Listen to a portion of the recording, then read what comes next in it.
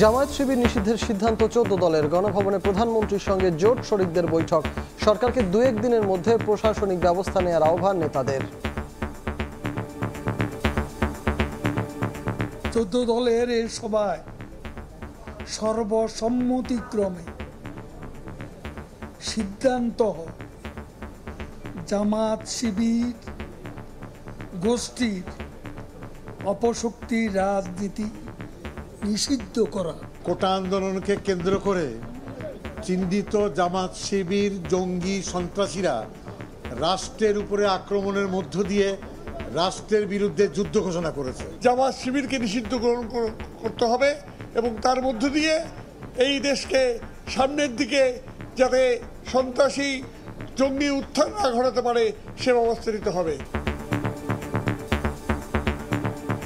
দেশব্যাপী শোক পালন করা হবে। শোক পালন অংশ হিসেবে কালো ব্যাজ ধারণ করা হবে এবং মসজিদে দোয়া, মন্দির, গির্জা, প্যাগোডায় প্রার্থনা করা হবে।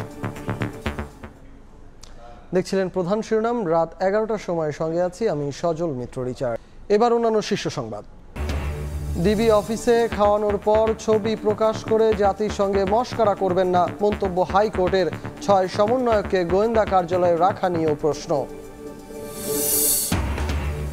মোবাইল গ্রাহকদের 1 ও 3 দিন মেয়াদি ডেটা প্যাকেজ চালুর নির্দেশ বিটিআরসির। বাংলা লিংকের পর কার্যকর করেছে রবি মাইজিপিতে। 48 ঘন্টার অফার দিচ্ছে গ্রামীণফোন।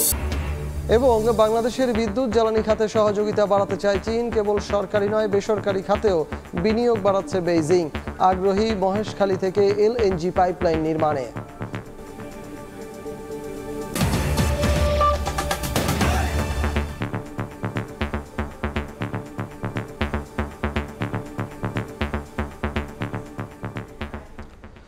চোদ্দ দলের বৈঠকে জামায়াত শিবির নিষিদ্ধের সিদ্ধান্ত হয়েছে বলে জানিয়েছেন আওয়ামী লীগের সাধারণ সম্পাদক ওবায়দুল কাদের।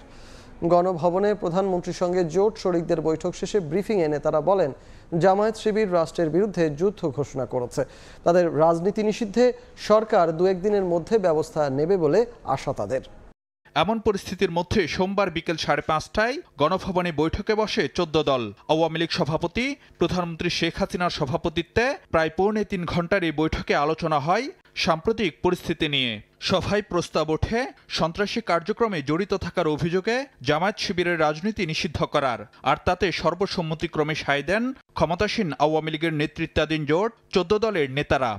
আজ গণভবনে বৈঠক শেষে সভার রাজনৈতিক সিদ্ধান্ত গণমাধ্যমের সামনে তুলে ধরেন আওয়ামী লীগ সাধারণ সম্পাদক ওবায়দুল কাদের।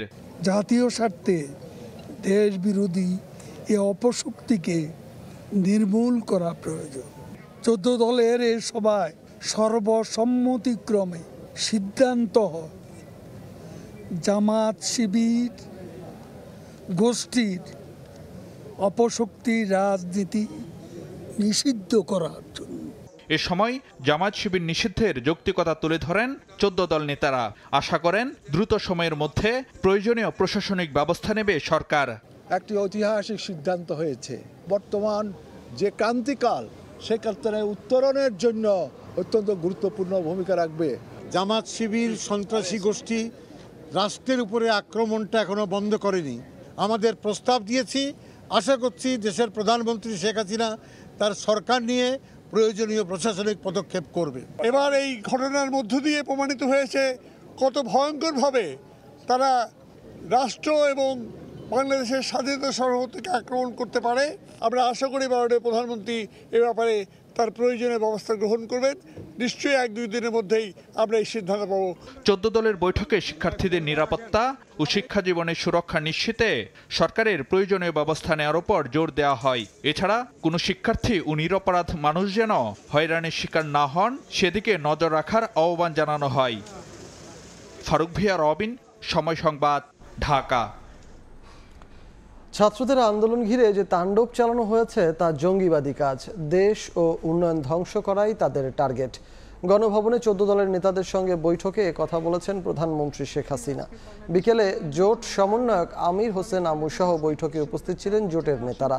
সূচনা বক্তব্যে প্রধানমন্ত্রী শেখ হাসিনা বলেন, সাম্প্রতিক সহিংসতা কোনো রাজনৈতিক ইস্যু নয়, এগুলো জঙ্গিবাদী কাজ। যে প্রতিষ্ঠানগুলো মানুষের জীবনমান উন্নত করছে সেগুলো ধ্বংস করেছে জামায়াত শিবিরের জঙ্গিরা। দেশকে ধ্বংস করা তাদের টার্গেট বলেও মন্তব্য করেন আওয়ামী লীগ সভাপতি। বাংলাদেশের যে ঘটনাগুলি ঘটছে আসলে এটা তো রাজনৈতিক ইস্যু নয়, এটা সম্পূর্ণ জঙ্গিবাদী কাজ। এটা হলো দুর্ভাগ্যের বিষয় যে আজকে আমরা দেশ স্বাধীন করেছি, আজকে বাংলাদেশ উন্নয়ন হয়েছে, উন্নয়নের ফলে বাংলাদেশ আজকে বিশ্বব্যাপী একটা মর্যাদার আসন পেয়ে গেছে। বাংলাদেশের নাম শুনলে এখন সবাই একটা সমীহ করে চলে, সবাই সম্মানের চোখে দেখে। একটা আন্তর্জাতিক পর্যায়ে বাংলাদেশকে আমরা তুলে আনতে সক্ষম হয়েছে আর্থসামাজিক উন্নয়নের মধ্য দিয়ে। এদের উদ্দেশ্যটা তো এখন বোঝা যাচ্ছে যে এটা কোটা কোনো ইস্যু না। একে যে কটা প্রতিষ্ঠান বাংলাদেশের জনগণের সেবা দেয়, যে কতটা প্রতিষ্ঠান বাংলাদেশের মানুষের জীবনমান উন্নত করে, সেটাই ধ্বংস করা, অর্থাৎ বাংলাদেশটাকে যেন ধ্বংস করে ফেলা, এটাই তাদের। এবার আর এখানে যারা ওই শিবির, ছাত্রদল, বিএনপি, জামাত এরাই কিন্তু, এবং জঙ্গিরা এরাই কিন্তু আজকে আমাদের উপর থাবা দিয়েছে। কোটা সংস্কার আন্দোলন ঘিরে সহিংসতায় নিহতদের স্মরণে কাল দেশ জুড়ে শোক পালন করা হবে। সকালে মন্ত্রিসভার বৈঠকে এ সিদ্ধান্ত নেওয়া হয়েছে। বিকেলে ব্রিফিংয়ে মন্ত্রিপরিষদ সচিব মাহবুব হোসেন এ তথ্য জানান।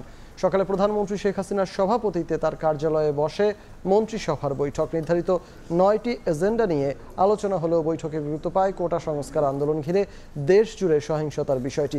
বৈঠকে নিহতদের স্মরণে শোক প্রস্তাব গ্রহণ করা হয়।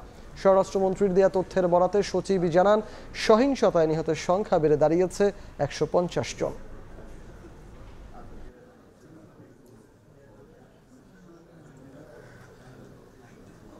কোটা আন্দোলন নিয়ে যারা নিহত হয়েছেন তাদের জন্য একটি শোক প্রস্তাব গ্রহণ করেছেন।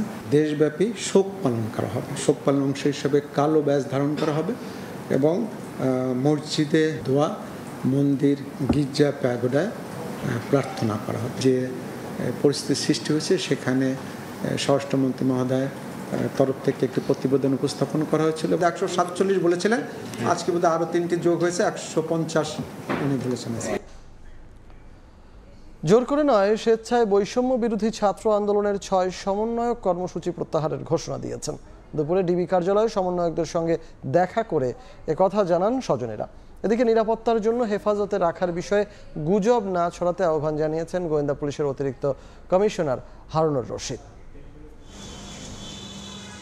ঢাকা মহানগর গোয়েন্দা পুলিশের নিরাপত্তা হেফাজতে থাকা বৈষম্য বিরোধী ছাত্র আন্দোলনের 6 সমন্বয়কের সঙ্গে দেখা করেছেন পরিবারের সদস্যরা। সোমবার দুপুরে গোয়েন্দা কার্যালয়ে সাক্ষাৎ হয়। তাদের বাবা মা, ভাই বোন সহ অন্যান্য স্বজনরাও ছিলেন এ সময়।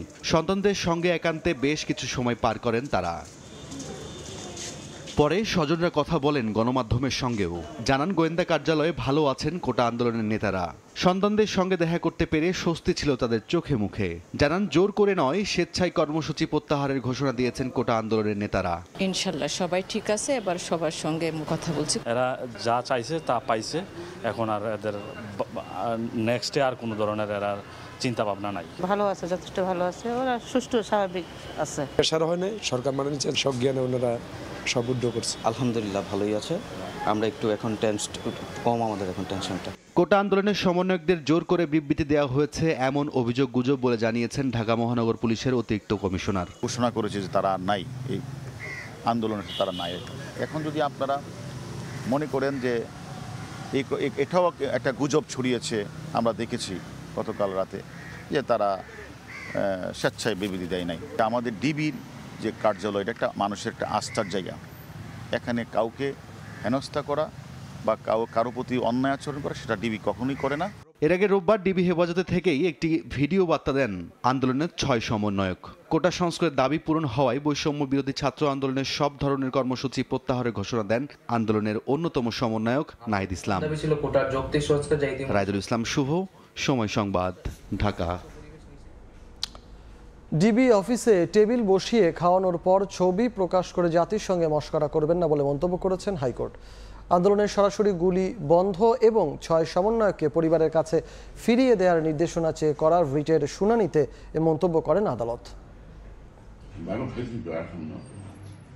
হালের ফেসবুক সেলিব্রিটি থেকে অভিনয় শিল্পী কিংবা রাজনীতিবিদ, নানা ইস্যুতে ঢাকা মহানগর গোয়েন্দা পুলিশের কার্যালয়ে গেলে বা নেয়ার পর ডিবি প্রধান হারুনুর রশিদের আপ্যায়নের দৃশ্য গণমাধ্যমের কল্যাণে দেখেছে সবাই। বৈষম্য বিরোধী ছাত্র আন্দোলনের 6 সমন্বয়কের সঙ্গে রোববার একই টেবিলে বসে ডিবি প্রধানের খাবার খাওয়ার একটি ভিডিও প্রচারিত হয়েছে গণমাধ্যমে। ওই দিনই কার্যালয়ে বসেই ভিডিও বার্তার মাধ্যমে আন্দোলনের সব কর্মসূচি প্রত্যাহারের ঘোষণা দেন সমন্বয়করা। সার্বিক স্বার্থে আমরা এই মুহূর্তে থেকে আমাদের কর্মসূচি প্রত্যাহার করছি। আন্দোলনকারীদের লক্ষ্য করে গুলি চালানো বন্ধে এক রিটের শুনানিতে উঠে আসে ডিবি কার্যালয়ে মেহমানদারের বিষয়টিকে জাতির সঙ্গে তামাশা বলে মন্তব্য করেন উচ্চ আদালত। বলেন, ডিবি অফিসে খাবার খাইয়ে ছবি প্রকাশ করে জাতির সঙ্গে তামাশা করবেন না। ভাতের টেবিলে বসে ছবি তুলে এটাই করেন, আপনি কি এটা মস্করা পাইছেন? ঠিক এই মস্করা ল্যাঙ্গুয়েজটা ইউজ করছেন। এদিন শুনানিতে রিটকারী আইনজীবীরা বলেন, আন্দোলনকারীদের লক্ষ্য করে পুলিশের সরাসরি গুলি করা এখনই বন্ধ করতে হবে ব্লক রেডের নামে শিক্ষার্থীদের গণগ্রেফতার। যারা আন্দোলনকারী তাদের উপরে লাইভ রাউন্ড অর্থাৎ গুলি ছোড়া চলবে না। আপনারা প্রয়োজনে টিয়ার শেল ছুড়ুন, লাঠিচার্জ করুন, রাবার বুলেটও ছুড়ুন, তাতেও বহু মানুষ অন্ধ হয়েছে হয়তো। সে খবর আপনারা দেখেছেন, এত কাছ থেকে রাবার বুলেট ছোড়া হয়েছে। ব্লক রেড দিয়ে রাতের অন্ধকারে 2টা-3টার সময় ঠক ঠক করে জিজ্ঞেস করে কোনো ছাত্র আছে কিনা। যদি থাকে তাহলে আবার মোবাইলটা চেক করে। রাস্তাঘাটেও এটা করে। কোন আইনের বলে করেন, কোন অধিকার বলে করেন? রিটের বিরোধিতা করে রাষ্ট্রপক্ষ শুনানিতে বলেন, পুলিশকে গুলি না করার নির্দেশনা দিলে দেশে অরাজকতা দেখা দেবে। পুলিশকে যদি আমরা নিবৃত্ত করি, পুলিশ কোনো রিজন ফোর্স অ্যাক্সেস দিতে পারবে না। তার মানে কি বাংলাদেশে আবার ভ্যান্ডালিজম, আবার হুলিগানদের এই ধরনের অ্যাটাক চলবে। সুতরাং এই ধরনের vague prayer writ petition is not maintainable. মঙ্গলবার বিষয়টি নিয়ে ফের শুনানি হবে উচ্চ আদালতে। এরপরই সিদ্ধান্ত জানাবেন আদালত। আফজাল হোসেন, সময় সংবাদ, ঢাকা। চাহিদা যোগানের সাধারণ তত্ত্বে চলে না রাজধানী নিত্যপণ্যের বাজার। আবারও এর প্রমাণ দিল কারফিউয়ের মতো বিশেষ পরিস্থিতি। সংকটকালে দেয়া আড়ত মালিকদের হিসেব বলছে 25 থেকে 50 পয়সা ট্রাক ভাড়া বৃদ্ধি পেলে পণ্যমূল্য বাড়িয়ে দেয়া হয় 20 থেকে 40 টাকা। এমনিতেই মাসের পর মাস ধরে উচ্চমূল্যস্ফীতির জাতাকলে পৃষ্ঠ সাধারণ মানুষ। এর মধ্যে আবার ঝোপ বুঝে কোপ মেরে অধিক মুনাফা লুফে নেয়া সুযোগ সন্ধানীদের যেন অভাব নেই নিত্যপণ্যের বাজারে।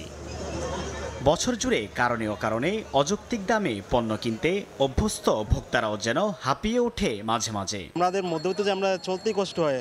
এত দাম ঢাকায় থাকার মতন আর সিচুয়েশন নাই। সিন্ডিকেট, গঞ্জাম, গাড়ি আসতে পারে না, নানান অজুহাত। চাহিদা যোগানের অর্থনীতির সাধারণ সূত্র মতো যে বাজার চলে না, প্রতিনিয়ত ওঠা এমন অভিযোগ যেন আরও হয়। যে কোনো সংকট ক্রান্তিকালে যখন বাজারের ধাপে ধাপে মৌকা মারার তালে থাকে মানুষের প্রয়োজনকে জিম্মি করা অসাধু চক্র।